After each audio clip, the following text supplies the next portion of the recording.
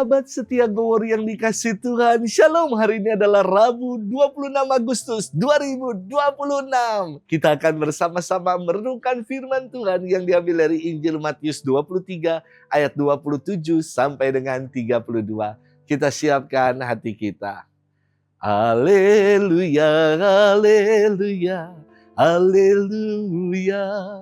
Sempurnakanlah cinta Allah dalam hati orang yang mendengarkan sabda Kristus. Haleluya, haleluya, haleluya. Tuhan bersamamu dan bersama rohmu. Inilah Injil suci menurut Matius, dimuliakanlah Tuhan. Pada waktu itu Yesus bersabda, celakalah kalian hai ahli-ahli Taurat dan orang-orang Farisi, hai kalian orang-orang munafik, sebab kalian itu seperti kuburan yang dilabur putih. Sebelah luarnya memang tampak bersih, tetapi sebelah dalamnya penuh tulang belulang dan berbagai jenis kotoran. Demikianlah pula kalian, dari sebelah luarnya nampak benar, tetapi sebelah dalam penuh kemunafikan dan kedurjanaan. Celakalah kalian, hai ahli-ahli Taurat dan orang-orang Farisi, hai kalian orang-orang munafik, kalian membangun makam bagi nabi-nabi dan memperindah tugu peringatan bagi orang-orang yang saleh.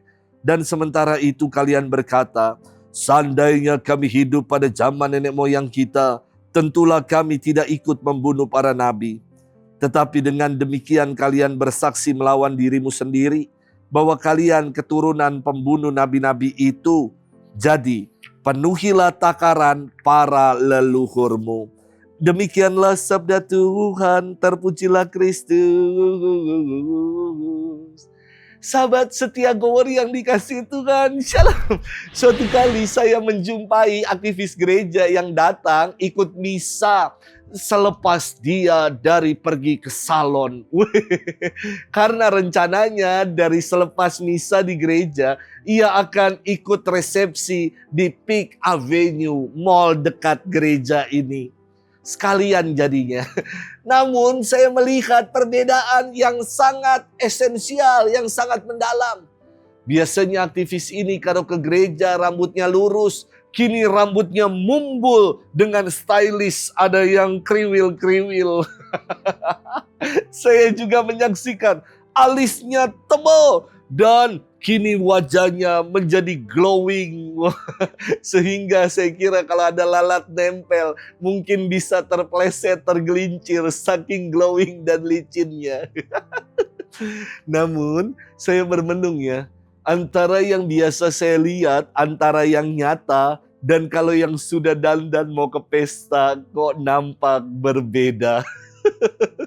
Sahabat setia Gowor yang dikasihi Tuhan, firman Tuhan hari ini kembali melanjutkan serial kecaman Yesus kepada para ahli Taurat dan orang-orang Farisi. Yesus berkata, celakalah kalian hai orang-orang munafik, sebab kalian itu seperti kuburan yang dilabur putih.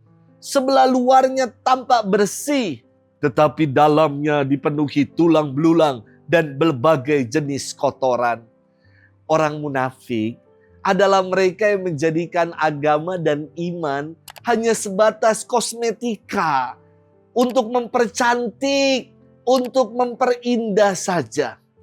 Orang yang demikian tidak sungguh beriman dan berbuah dalam perbuatan, karena agama bagi mereka hanya seperti kendaraan yang digunakan demi kepentingan pribadi mereka.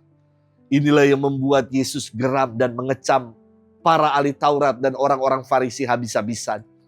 Mereka disebut sebagai guru dan tokoh agama, tetapi hidupnya justru menjadi racun bagi yang lain. Sahabat setia Gowor yang dikasihi Tuhan, Yesus mengajak para pengikutnya untuk beriman secara mendalam. Tidak menjadikan agama sebagai kosmetika untuk memperindah hidup, memperindah diri. Dan tidak menjadikan agama sebagai kepentingan untuk pribadi saja. Beriman, beragama yang mendalam, selalu ada keselarasan antara apa yang kita imani dengan perbuatan nyata dalam keseharian hidup. Jadi kalau ada orang yang mengaku dirinya beriman, tetapi dalam hidupnya dipenuhi dengan kata-kata kebencian, mungkin kita patut untuk bertanya dan bermenung. Jangan-jangan orang ini jelmaan orang-orang Farisi dan ahli-ahli Taurat. Karena semestinya semakin beriman, kita semakin bersaudara. Kata-kata yang kita ucapkan boleh menjadi berkat yang baik bagi orang-orang sesama kita. Dan semakin bersaudara, seharusnya buahnya adalah orang mau melayani sesama. Selamat bermenung. Tuhan memberkati kita semua, Bapa dan Putra dan Roh Kudus. Amin.